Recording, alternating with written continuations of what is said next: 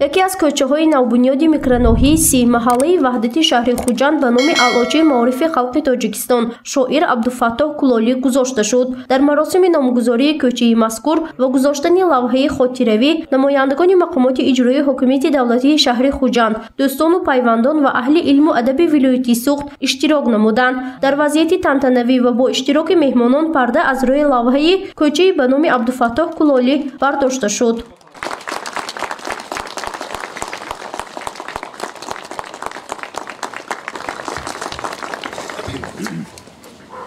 در هر محفلی سخنوران سوخت مشعلدار استاد عبدالفتاح کلالی بودند.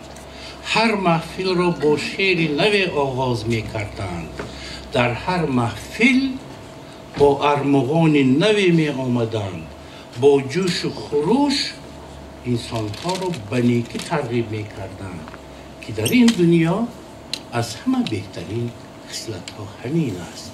تاکید شد که نامگذاری کوچه مذکور به نام شاعر عبدالفتاح کلالی طبق درخواست ریاستی شعبه سعودی اتفاق نویسندگان تاجیکستان و در اساس قرار مجلس وکیلان خلق شهر خوجند از 30 دکامبر سال 2021 با پیشنهاد کمیسیون نامگذاری و عوض نام انشاءات تاریخی و جغرافیایی مقامات اجرایی حکومت دولتی شهر تصدیق کرده شده است. مسئولین با این اقدام تمام خویشاوندان مرحوم را تبریک نموده از کار و پیکار این شاعر زنده یادآور شدند. نماینده از مقامات اجرایی حکومت دولتی شهر خوجند میرزابک میرزابایف سخنرانی نموده از حیات و فعالیت شاعر و زندگی نامه او به حاضرین معلومات داد.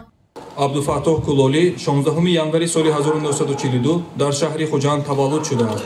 پس از ختم مکتب میانه سال 1959 به فاکولته تاریخ و فیلولوژی دانشگاه دولتی تاجیکستان به نام ولادیمیر ایلیچ لنین داخل گردیدند. آن را سال 1964 ختم نمودند. سالهای 1964-1966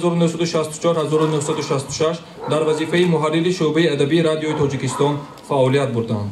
سالهای 1967-1968 در شهر مسکو خدمت حربی را ادا نموده از سال 1968 تا سال 1970 به حیث رفرنت شعبه لنین‌آبادی اتفاق نویسندگان تاجیکستان کار کردند. عبدالفتاح کلالی مؤلف 11 کتاب، آموزگار با مهارت و تربیتگر نسل نورس بوده، فعالیت نزدیک 30 ساله پداگوگی نیز داشت. در جاده آموزگاری به یک قطار دستاوردهای نظررس نائل گردیده، با نشان فخری علوچه معارف خلق تاجیکستان سرفراز گردیده است. عبدالفتاح کلالی از زمره شاعران است که در سلسله اشعار خویش، مثنوی‌ها و غزلیاتش عنعنه بزرگان ادبیاتی ما را ادامه بخشیده، در بزرگداشت خواجه کمال خوجندی و در پیروی به این علامه شرق شعرهای بلند مضمون و ماندگار ایجاد کرده است. فعالیت بسیار جبهه شاعر در تربیت شاگردان و ایجاد آثار مرغوب با جایزه ادبی به نام رحیم جلیل و دیگر مکافات و افتخارنامه‌ها قدر کرده شده است. استاد کلالی حیاتشان برای مردم ما عبرت است.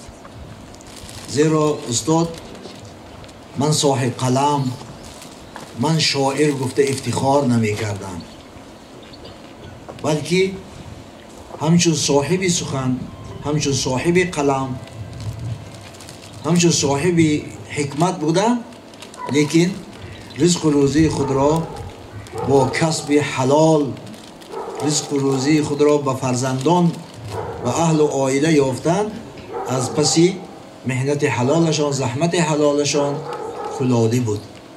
شاعر خلقه تاجیکستان فرزانه سخنرانی نموده از خصلت‌های نجیب شاعر یادآور شد و از خاطره‌های سخن کرد که زمان شاعر با مادر فرزانه همچون خویش نزدیک روا داشتند که این لحظه‌ها در خاطره آنها خوب نقش بسته است.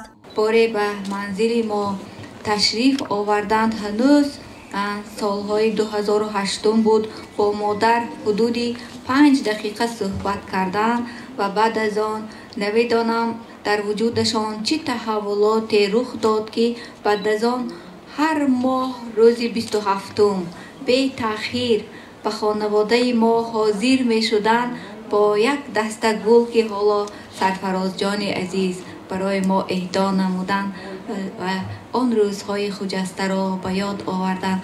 این یک عنعنه بود، یک سنتی نیکی بود برای استاد.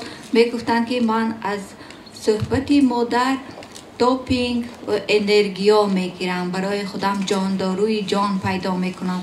و یک کتابشان را هم همین طور عنوان کرده بودند. نامش جانداروی جان با اشارت از حضرت حکیم نظامی که میگوید سخن جان است و جانداروی جان است. در مراسم نامگذاری فرزند کلانی شاعر سرفراز فتاحزاده نیز سخنرانی نمود. وی از خصلت‌های نجیب و کار و پیکار پدر یادآور شده نصیحت‌های ایشان را برای خود و نبیرگان مرحوم درس عبرت خواند. تاکید گردید که این اقدام برای اهل عائله آنها خاطره نیک و تحفه خاطرمان است. میگفتند که انسان برای افسانه را به حقیقت مبدل کردن آمده است و ما کوشش میکنیم که همون افسانه را به حقیقت مبدل کنیم.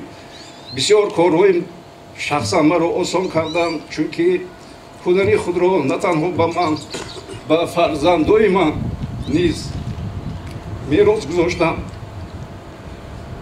در جنبسته مراسم نامگذاری یکی از کتاب‌های مشهور شاعر با نام جان داروی جان از نام پیوندان این شاعر زنده یاد به همه اشتراکچیان همچون هدیه تقدیم گردید. گزارش فرزانه شمسی و نعیم جان ایوبوف برای برنامه اطلاعاتی خبر.